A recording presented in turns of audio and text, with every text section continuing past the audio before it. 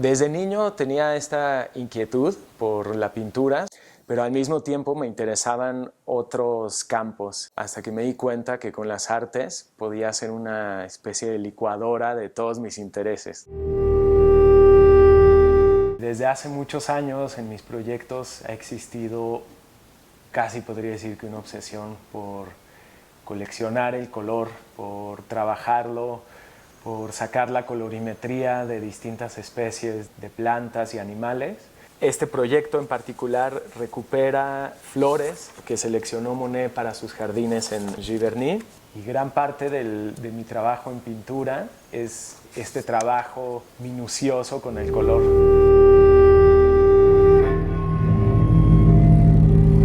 Y algo que me interesa mucho es cómo el video es un objeto tan presente y tan potente como lo puede ser una escultura. Entonces, ver cómo puedo esculpir el espacio a través del video, y de ahí que la videoinstalación haya sido algo que me interese mucho.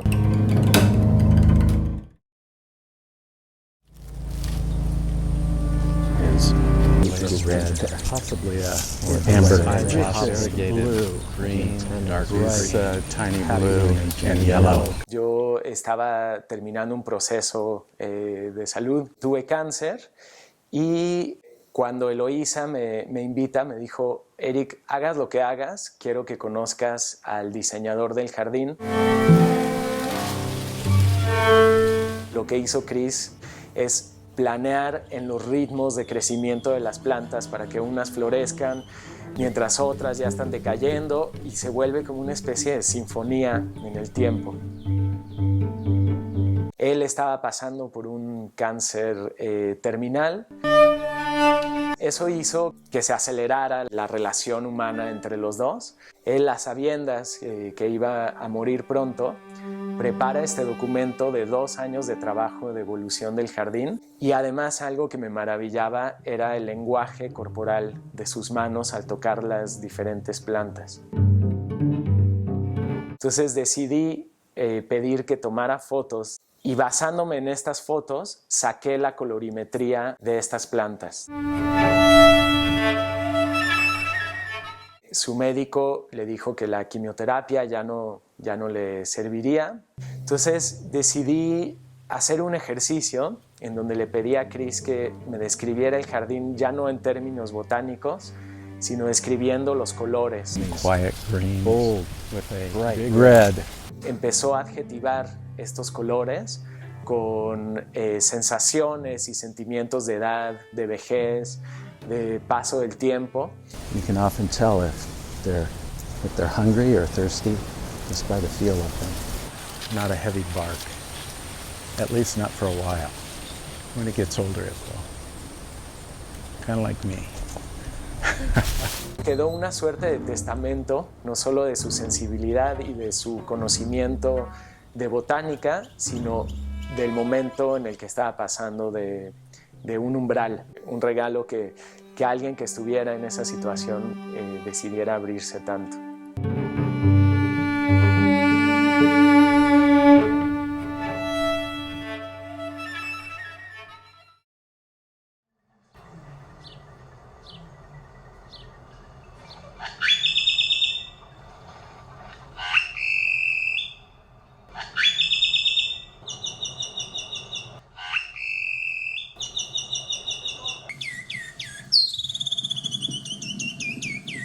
Tania Candiani, casi todos los días me enviaba un video de un ave. Y al mismo tiempo, en ese silencio casi absoluto de la pandemia, en donde lo único que se escuchaban eran ambulancias y músicos callejeros, tuve un sueño en donde exponíamos Tania y yo un proyecto que se llamaba Cautiverio, en donde todos estos músicos interpretaban a las aves.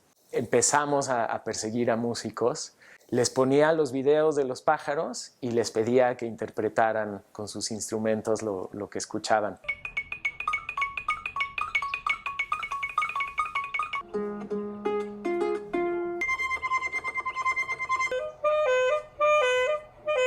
Y después hicimos una segunda versión y les pedimos que hicieran una interacción mucho más lúdica dentro del bosque. y cómo a cada músico le tocaba un ave en particular y casi se apropiaban en la actitud corporal y fue divertidísimo, la verdad.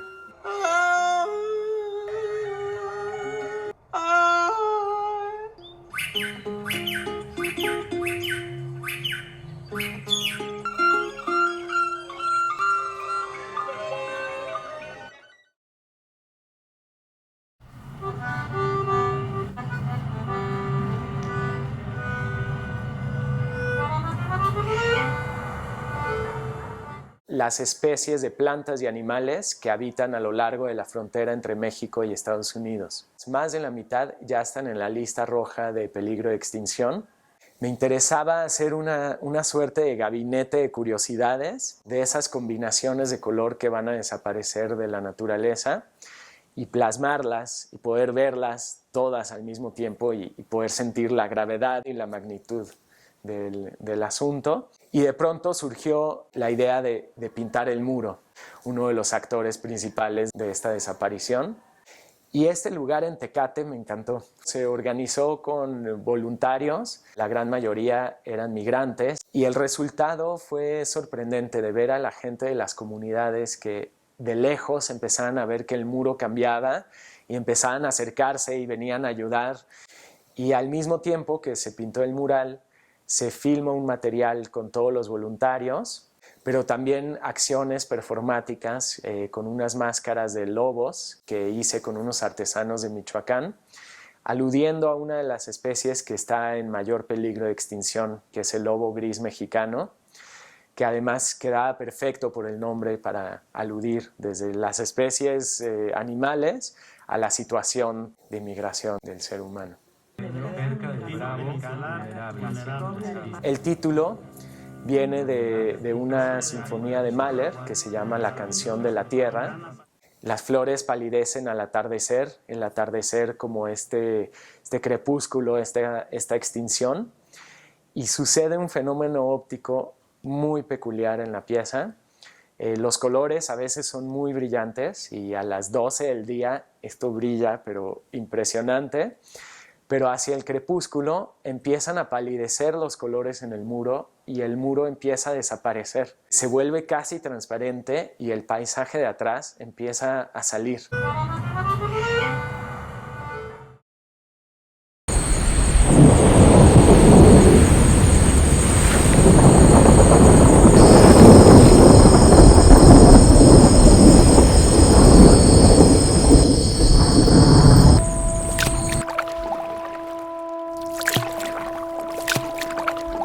Cuando llego a Casa Guavi y hablando con los jardineros, me cuentan que de día son jardineros y de noche son músicos. Entonces les propuse trabajar juntos y al mismo tiempo en mis recorridos fui a una laguna y uno puede ir en pequeñas lanchas hasta llegar a un santuario de aves, aves migratorias que vienen de todo el continente americano.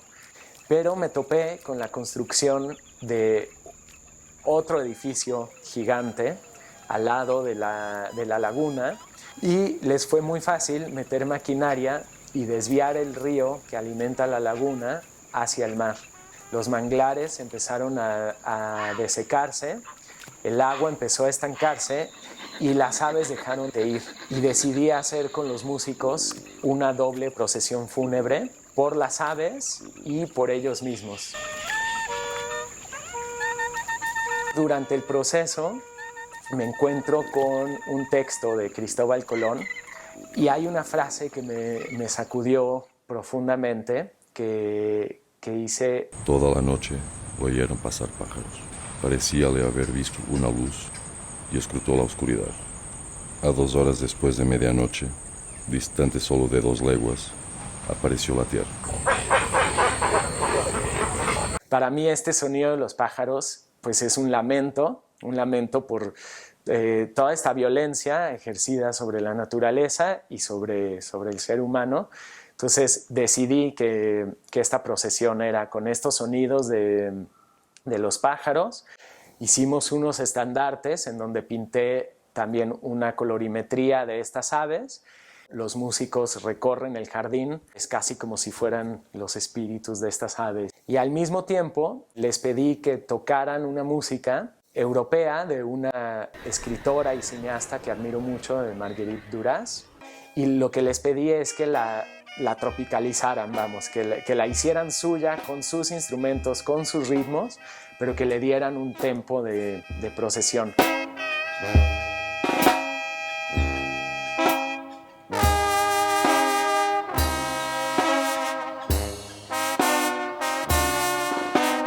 Entonces, al mismo tiempo que ellos interpretan esta pieza, tocan también piezas de su música que ellos decidieron y que además fue increíble porque escogieron aquellas que hablaban sobre ave.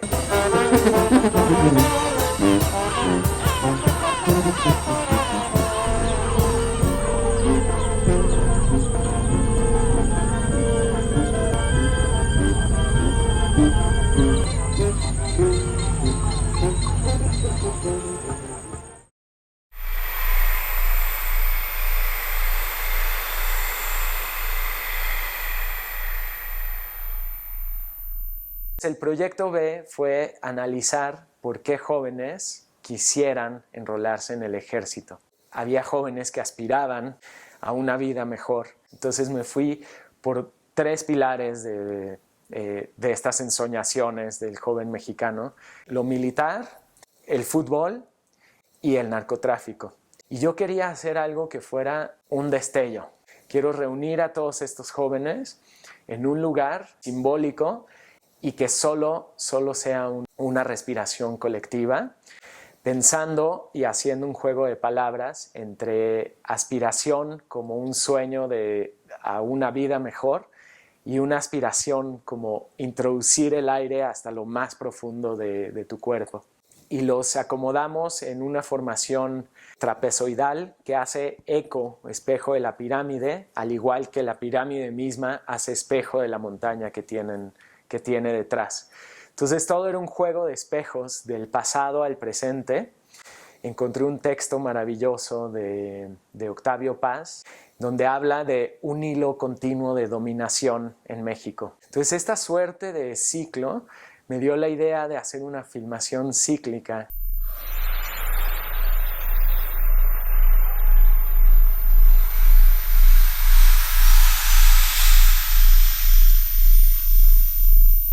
Y sucedió algo que para Jessica y para mí fue sorprendente, y hubo un hallazgo arqueológico de una fosa con cerca de 200 cuerpos de jóvenes hombres que se presume eran guerreros y que fueron sacrificados al unísono. Esto era justo como en la resaca de los desaparecidos de Ayotzinapa. Entonces, estos jóvenes en esta acción que parecía inocua, como que recuperaban esta historia, ¿no? Y eso es algo que busco mucho con mis proyectos, lo que yo llamo el iceberg de la historia, como que uno hace algo que es nada más la puntita de este gran iceberg que está enterrado, y cuando empiezas a rescatarlo, a hacer una arqueología de eso, te das cuenta que está enterrado no solo en el espacio, sino en el tiempo.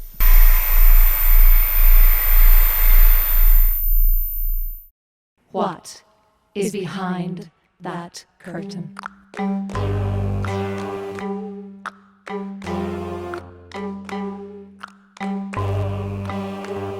Uno de los curadores, Humberto Moro, me comisiona esta pieza para celebrar este aniversario y conmemorar el día de la inauguración.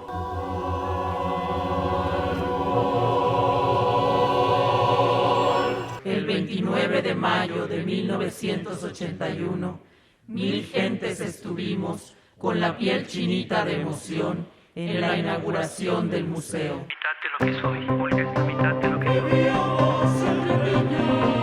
Estoy devolviéndole al pueblo el esfuerzo de toda mi vida. Y decidí trabajar con las notas de prensa. Algunas con una violencia brutal y otras con unas excesivas alabanzas que rayaban hasta en lo cursi. En los floreros han comenzado a marchitarse las flores.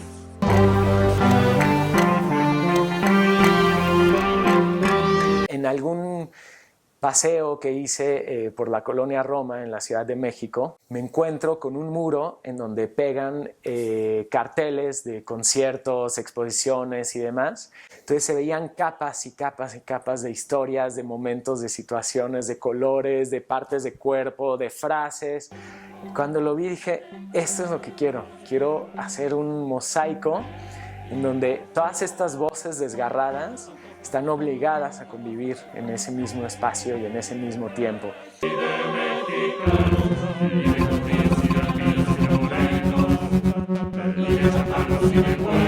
En realidad la pieza cuestionaba, pues, qué estaba pasando hace 40 años y qué tanto hemos cambiado o no en estos 40 años. Entre los alegres colores y los ricos olores.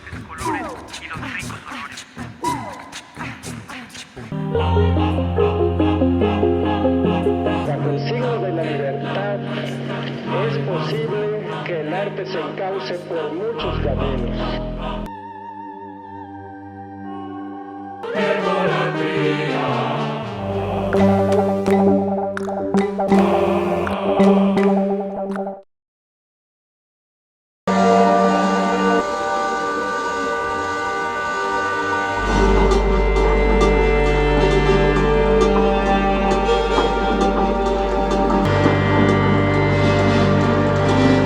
Esto surge a raíz de un material que filmo en Japón y mientras filmaba aparecía la frase que le da título al proyecto, que es Things We Do for Love. Yo seguía filmando y seguía esta frase dando vueltas en mi cabeza hasta que esto se empezó a volver como una suerte de ver lo amoroso en el mundo. Entonces empecé a documentar esta pulsión de vida que no me di cuenta sino hasta que empecé el proyecto muchos años después, a raíz de la invitación de Gabriela Correa y Roberto Velázquez de Arte Abierto. Me pidieron que propusiera una pieza para el espacio. Pensé en una filosofía japonesa, que es el kintsugi, que no solo es una filosofía, sino una técnica para reparar objetos utilitarios que se han roto y vuelven a pegar todos los pedazos, todos los fragmentos, y el pegamento contiene polvo de oro, de tal suerte que lo que eran grietas se vuelven líneas de luz. Entonces dije, eso es lo que quiero hacer con todos estos fragmentos rotos de vida que filmé, con todas estas heridas, hacer de la edición un kintsugi y pegar con oro todas estas imágenes. Después de ver la gran cantidad de material que había filmado en Japón sobre el agua, lo dúctil del agua, el brillo, esta fuerza que tiene el agua como algo destructor, pero que al mismo tiempo puede ser calmo y suscitar una meditación y calma y tranquilidad, que quiero hacer unas esculturas que contengan esta fuerza del agua y este brillo. De ahí llegué a la cerámica, que nunca había hecho.